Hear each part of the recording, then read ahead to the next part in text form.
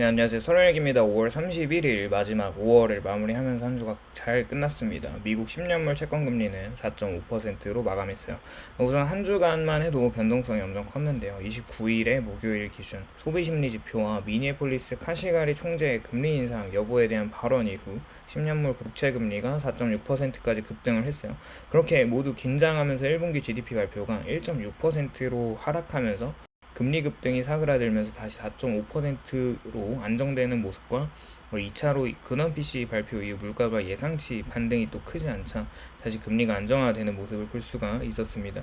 또 미국의 달러 인덱스와 금 원유 가격을 또 보면 달러 지수는 소비자 신뢰 지수가 좋게 나오고 105까지 다시 올라가나 싶더니 GDP의 근원 소비자 물가 지수가 반등하는 그림이 나오지 않자 다시 104.5로 안정되는 모습과 또 금도 2400을 돌파하면서 그런 시도를 하다가 다시 2350온스 정도로 후퇴를 하였고 원유 가격도 한 80불 정도를 넘어가나 싶다가 다시 77불로 마감하는 모습은 인플레이션의 반등 요인보다는 하방 압력이 매우 크고 금리의 급락과 더불어 현재 스태그플레이션보다는 디플레이션의 포지션을 취하고 있는 많은 머니 무브가 있어 보인다는 거죠.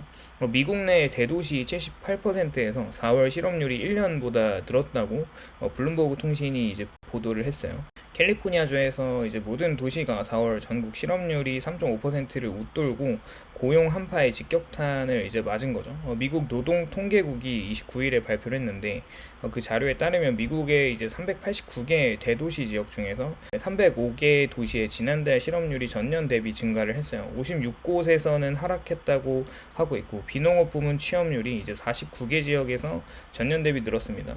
두 곳에서는 전년 대비 감소가 되었고요. 338곳 취업률은 전년 동기와 같았고 미국에서의 인구가 가장 많은 이제 51개 대도시 지역에서도 서부 쪽에 이제 대도시 실업률은 가장 높은 수준으로 집계가 된 거죠. 미국의 51개 대도시 중에 라스베가스가 5.2%로 실업률이 가장 높은 1위를 차지를 했고 캘리포니아주랑 이제 온타리오주가 이제 4.8%, 아덴 아케이드주가 4.5%로 뒤를 잇고 있어요. 캘리포니아 내에서는 26개의 모든 도시의 실업률이 전국 실업률 3.5% 이상으로 다 나타났고 이게 왜냐하면 빅테크 업계를 중심으로 정리해고가 칼바람이 굉장히 크게 불었었죠. 그렇게 지난해 또 할리우드 배우 노조 전면 파업 이후에 영화계가 또 침체에 빠진 것으로 또 보이기 때문에 그렇습니다. 대도시 지역 중에 약 10% 정도가 실업률이 전년 동기 대비 1%포인트 이상 크게 뛰었고 로드아일랜드 주에서는 실업률이 2.5%에서 3.7%로 뛰었어요. 이제 볼티모어에는 4월에 전년 동기 대비 1.2%포인트 늘어나 2.7%로 기록을 했습니다. 이제 볼티모어 같은 경우는 작년 4월에 1.5%로 실업률이 가장 낮은 기록을 했는데 이제 3월 말 볼티모어에서는 선박이 충돌하면서 이제 다리가 붕괴가 됐잖아요. 해당 사고로 2,000명이 넘는 항만 노동자가 또 일자리를 잃을 수 있다고도 내다보고 있고 이 밖에도 실업률이 1%포인트 이상 늘어난 지역에서 시애틀이나 디트로이트, 또 이제 콜럼버스나 이제 산호세, 신시내티 등이 있습니다. 그런 식으로 미국의 이제 실업률이 전반적으로 늘고 있다. 이렇게 좀 정리를 해볼 수 있을 것 같고, 최근에 또 생각보다 또 떨어지지 않는 서비스 PMI 지수를 이루고 있는 팩터 중에 하나의 흥미로운 조사가 있었는데, 또 이번 2,000명 이상의 미국인을 대상으로 한 조사가 있어요. Z세대가 휴가 기간을 굉장히 오래 잡고 있다는 거고, 더 높은 비율로 비싼 휴가를 가질 계획임을 보여주고 있어요. 또 이제 시장 서비스 회사인 PMG가 발표한 4월 보고서에서도 Z세대는 이제 밀레니엄 세대와 함께 올해 여행 지출 급증을 주도하고 있는 것으로 나타나고 있어요. 미국이나 영국, 인도, 독일, 중국 이제 성인 1,800명을 또 대상으로 이 보고서가 나왔는데 Z세대의 65%와 밀레니얼 세대의 72%가 올해 여행에 더 많은 돈을 쓸 계획이라고 말을 했고 X세대 54%와 베이비붐 세대 40%의 수치를 크게 앞지르는 거죠.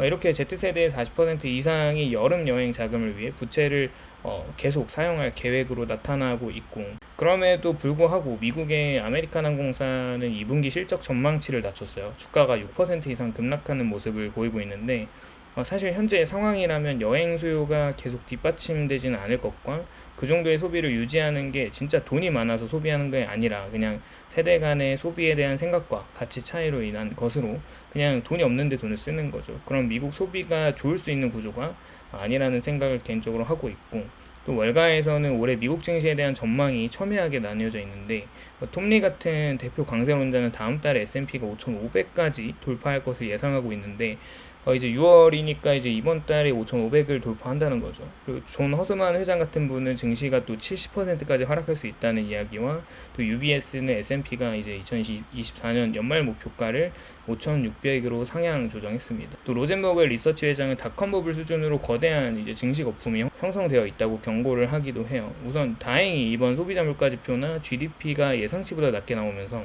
금리 인상에 대한 두려움이 다소 해소가 되었지만 이제 카시가리 총재 같은 금리 인상을 아직 배제하지 않겠다는 구두 개입과 항상 증시가 하락하기 전에 나오는 전조 증상으로 이제 밈 주식 같은 게 급등량을 반복하는 현상이 지금 나타나고 있어요. 컨퍼런스 보드에서 나온 소비 심리 지수가 반등을 했죠. 그러나 이제 시계열을 좀 놓고 보면 아직까지 상승세를 계속 유지하는 건 아니고 이제 그 횡보를 하고 있어요.